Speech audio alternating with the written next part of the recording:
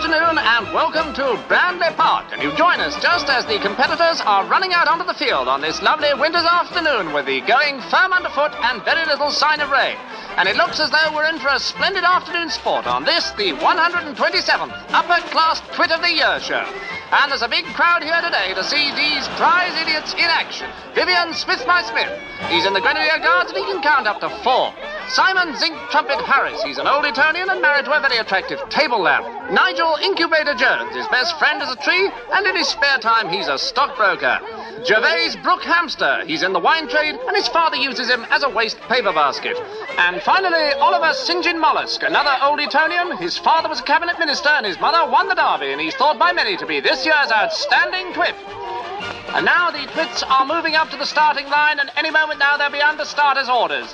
I'm afraid they're facing the wrong way at the moment, but the starter will soon sort this out. And any moment now, we're going to have the big off. This is always a tense moment. And they're off!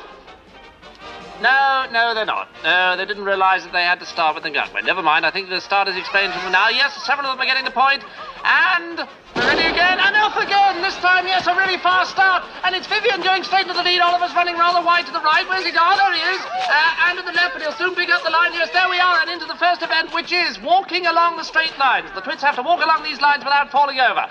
This is Oliver's worst event. He's having a little trouble at the back. Simon's coming through fast. Nigel's coming through. Vivian's doing well, and Oliver's over. Oliver's over at the back. Never mind. He'll get up and have another go. He's a great fighter, this lad. He's having that. Oh, dear, never mind. Well, we're coming to the second event now, which is the matchbox jump. 2 layers of matchboxes for the twits to clear. Nigel's over, and Simon over's a wonderful jump. And Vivian has refused. And now it's kicking the beggar. And Nigel to put the brogue in there. Oh, beautifully placed. And another one and a third. And the beggar is down, and the crowd really love that. And here we are. It's Oliver. He hasn't cleared the jump yet. He's having a little trouble with the old brain problem. Oh, if only his father could understand. Going now. It's running over the old lady. It's Simon in the lead. And he's got it beautifully right in the midriff.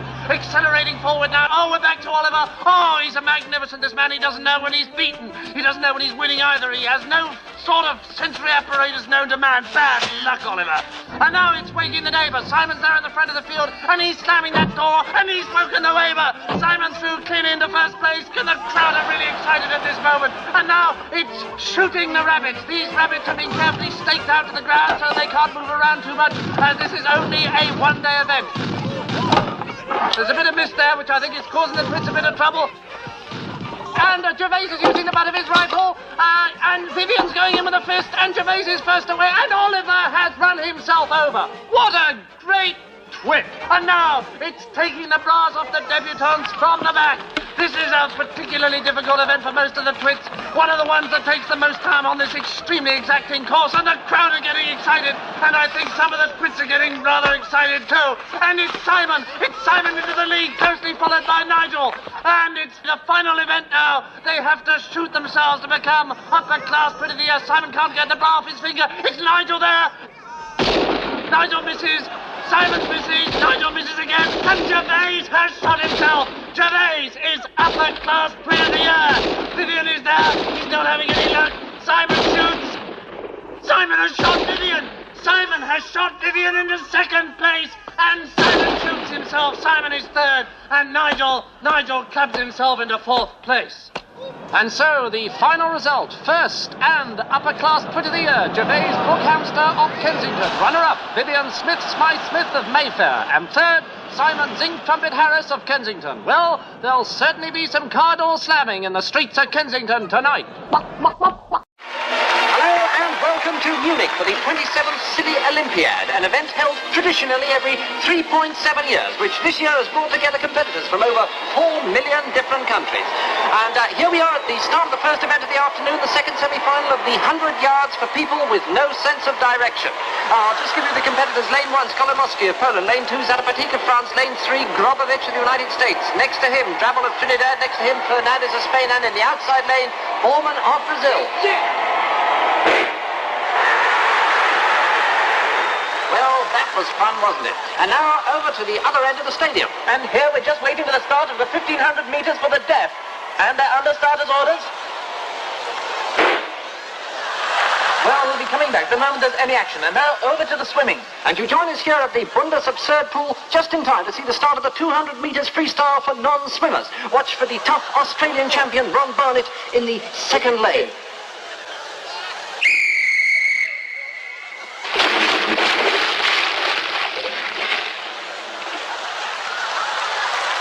Well, we'll be bringing you back here the moment they start fishing the corpses out. But now over to Hans Clegg for the start of the marathon for incontinence.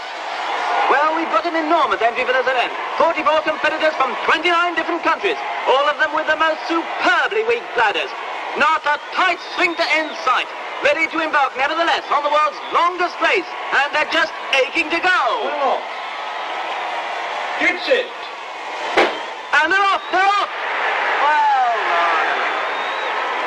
Well, back at the 1,500 metres, the starters have a magnificent show. We've had volleys, rapid scattered random fire, fusillades, firing at women's. Can't get that bladders moving. Enough to make you chew your own foot off.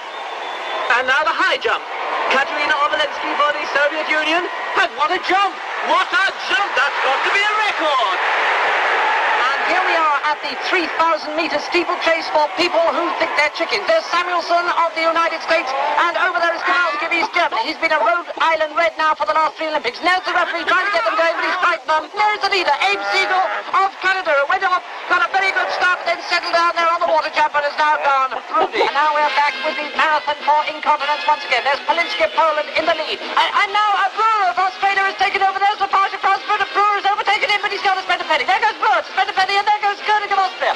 And so now it's Alvarez of Cuba, followed by the plucky Norwegian Boars. They're in and out like yo-yos, these boys. And there's McNaughton. McNaughton, the Scottish lad, but he can't hold it. And Matjevich of Yugoslavia has taken over. He can't hold it either. Well, these must be some of the weakest bladders ever to represent their country. And now let's have a look back at what's going on down on stage.